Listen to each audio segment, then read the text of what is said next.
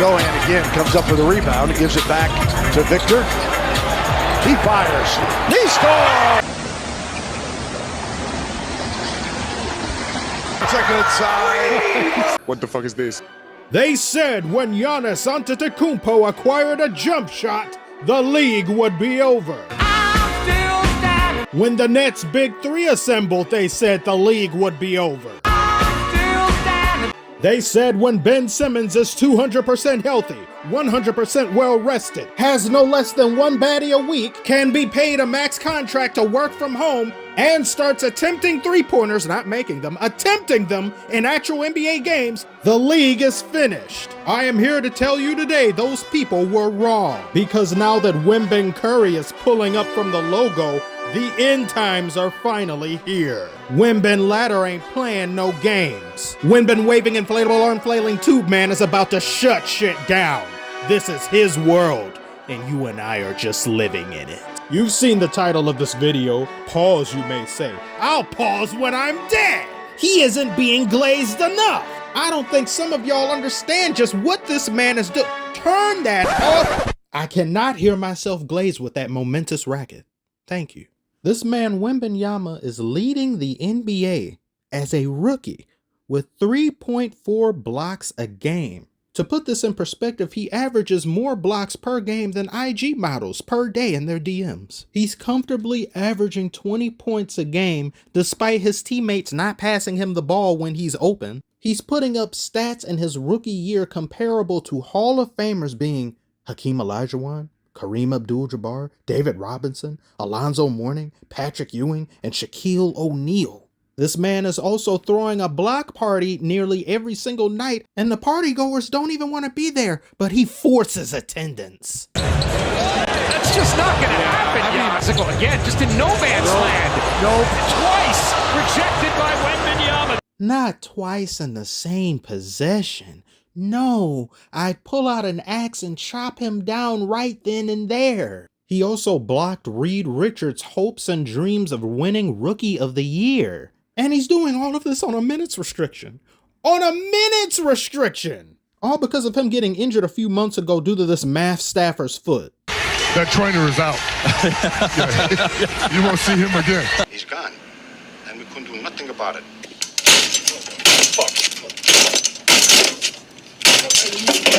And look at this here.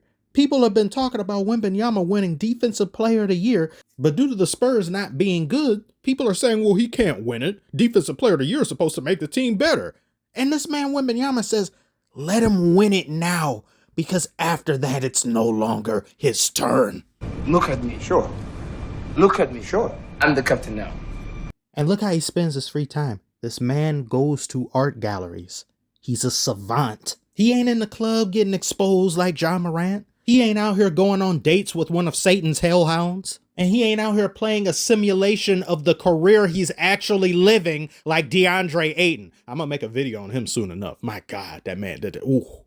I'm waiting on an NBA player to say how trash 2K is. Please, somebody fall on the sword. Do it so we can get a better game. Look at this man. He is pondering upon the art he is staring at. He is absorbing the atmosphere around him. He is appreciating the gravitas of where he is. I bet he even listens to freeform jazz. Now, there's nothing wrong with a player coming into the league that's highly touted, enjoying themselves, taking advantage of the splendor and amenities that their newfound position in life grants them. I definitely understand that. But with today's players being so caught up in the sauce, so distracted, their priorities aren't where they should be. And I think too many of them now don't care about winning. Never getting a ring or achieving a championship doesn't matter to them because as far as they are concerned, they've already won. They've achieved generational wealth. And that's great and all, but the product is sullied. It's hard to want to train in the off season and try to improve upon weaknesses that you displayed in the previous season when every time you go to take a dump, you use $100 bills to wipe yourself. Players back in the day didn't get paid nearly as much. I know you got to adjust for inflation and everything else, but look at how many players were flying coach back in the day and how many different players were over here taking public transportation because tomorrow wasn't guaranteed like it is today.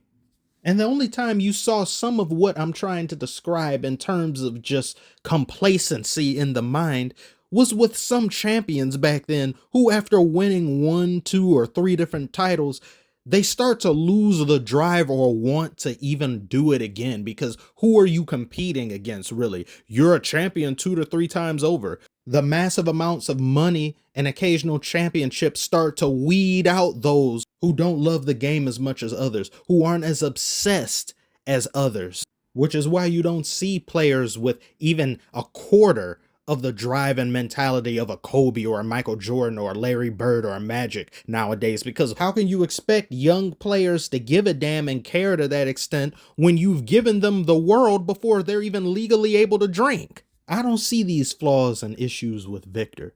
He comes from a very well-to-do family. You know somebody really gives a damn and cares if they're already rich and they're trying their best to succeed in a particular craft or to get to the highest pinnacle of their respective career that they're trying to pursue. And not only is he doing that, more so than others, he's doing it nearly better than almost any other player that's ever played in the NBA. He's in elite company as a rookie.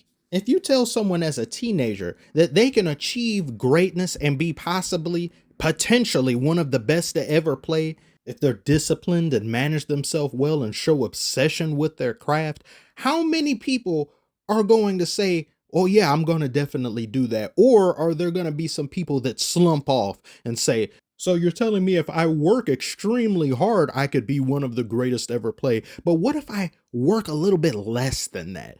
I'd still be rich, wouldn't I? And the person would be like, yeah.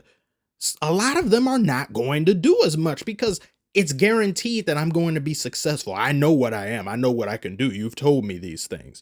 But Victor knows what his potential is, yet puts in work like someone whose dreams and aspirations don't align with reality.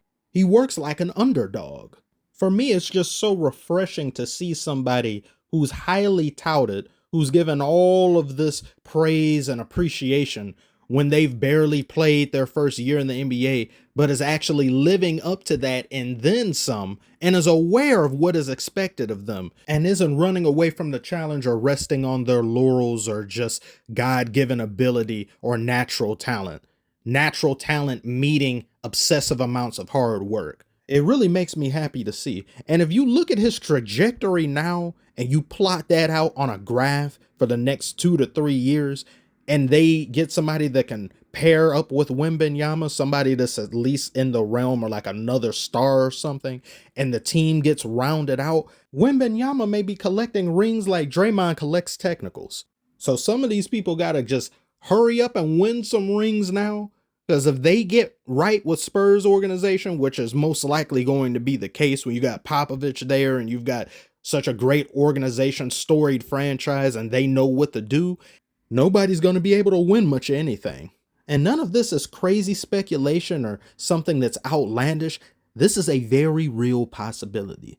At least that's what I think. But do tell me below if I'm wrong, if you disagree. And what do you think about Wembanyama's year thus far? And what do you think his future is going to look like?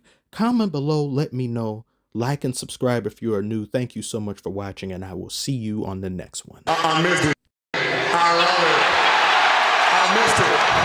Hey, go Spurs, go. 1, 2.